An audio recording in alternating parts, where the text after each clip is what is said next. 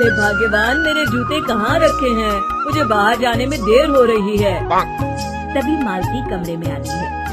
ये रहे आपकी जूते, मैं इन्हें साफ करने के लिए ले गई थी। अरे वाह, तुम कितनी समझदार हो, मेरे बिना कुछ कहे ही सारे काम कर देती हो। तभी मालती झिझकते हुए रमेश से कहती है, सुनिए जी, आपसे एक बात कहूँ, बुरा तो नहीं मानेंगे ना? अरे नहीं नहीं, बेफिक्र होकर कहो। शादी से पहले मैं अपने मायके में नौकरी करती थी। मैं चाहती हूँ कि अब मैं फिर से नौकरी करना शुरू कर दूँ। वैसे भी सारा दिन घर में बोर हो जाती हूँ। देखो मालती, तुम्हारे नौकरी करने से मुझे कोई ऐतराज नहीं है, लेकिन तुम्हें एक बात बता दूं, हमारे खानदान में आज तक कभी किसी औरत ने नौकरी नहीं की। फिर भी एक बार तुम माँ से पूछ कर देखो, अगर वो तुम्हें नौकरी करने की इजाजत दे देती है तो अच्छी बात है। रमेश वहाँ से चला जाता है। फिर उसी शाम मालती अपनी सास के पैर दबा रही होती है। तभी उसकी सास मालती से कहती है, अरे क्या बात है बहू, आज तो ठीक तरह से मेरे पैर नहीं दबा रही, किसी ख्याल में खोई पड़ी है क्या? मैं भी तो जानूं आखिर बात क्या है। दरअसल वो माँ जी। अरे हाँ हाँ बोलो, इतना सोच क्यों रही हो? माँ जी, अगर आप बुरा न माने तो मैं नौकरी करना चाहती हूँ। घर के काम करने के बाद मेरे पास काफी वक्त बच जाता है। मालती की ये बात सुनकर उसकी सास गुस्से में कहती है, अरे बहू, तेरी तबीयत तो ठीक है ना? आज ये कैसी बहकी बहकी बातें कर रही है? भला हमारे खानदान में आज तक कभी किसी औरत ने नौकरी की है जो तू नौकरी करने की बात कर रही है, हैं? अरे बहू, तू क्या रिश्तेदारी में हमारी नाक कटाना चाहती है?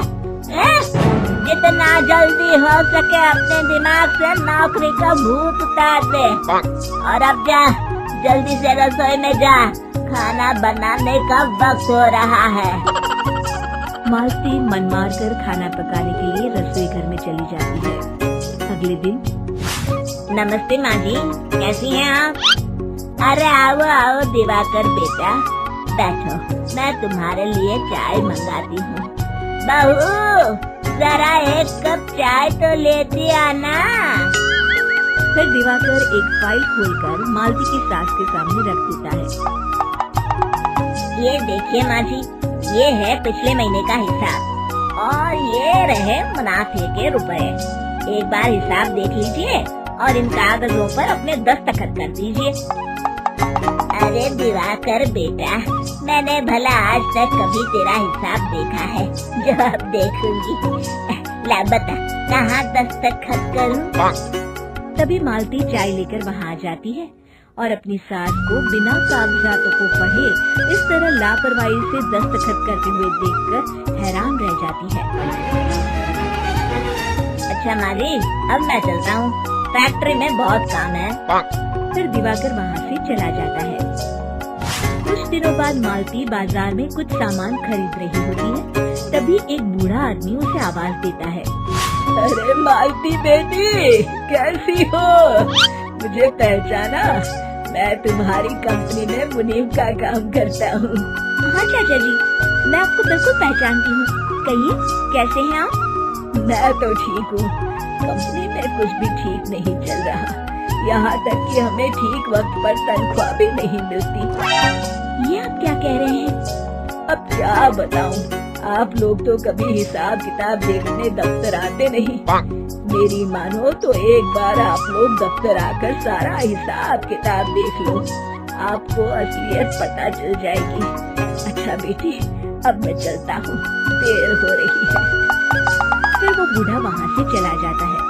वहीं दूसरी तरफ मालती घर पहुँचकर अपनी सास को सारी बात बताती है। तभी वहाँ रमेश भी आ जाता है, लेकिन मालती की सास मालती की किसी भी बात पर विश्वास नहीं करती। तभी रमेश कहता है, अरे माँ, बिना आग के कभी धुआं नहीं उठता। जब मालती इतना कह रही है तो हमें एक बार दफ्तर चलकर देख लेना चाहिए। वैसे भी हम लोग काफी दिन से अपने दफ्तर नहीं गए हैं। इस तरह किसी एक आदमी के भरोसे काम छोड़ना मुझे भी ठीक नहीं लगता। अगले दिन वे सभी अपने दफ्तर पहुंचते हैं और सीधे दिवाकर के कैबिन में जाते हैं। अचानक सबको एक साथ देखकर दिवाकर चौंक जाता है। अरे माँ जी, आप सब लोग अचानक यहाँ कैसे आ गए? अगर कुछ काम था तो मुझे एक फोन कर दिया होता, मैं आपके घर आ जाता। तभी मालती की सास कहती है, अरे दिवाकर बेटा, आज मैं हिसाब देखने दफ्तर आई हूँ। जरा मुझे पिछले 6 महीनों का हिसाब दिखाना तो बेटा। दिवाकर घबराते हुए हिसाब की फाइल मालती की सास को देता है। मालती की सास फाइल लेकर मालती को देती है और कहती है, ले बहू, देख ले हिसाब। मालती फाइल को बड़े गौर से देखती है और अगले ही पल उसे सारी गड़बड़ी समझ में आ जाती है। वो अपनी सास से कहती है, माँ जी, मुनीम चाचा बिल्कुल सही कह रहे थे।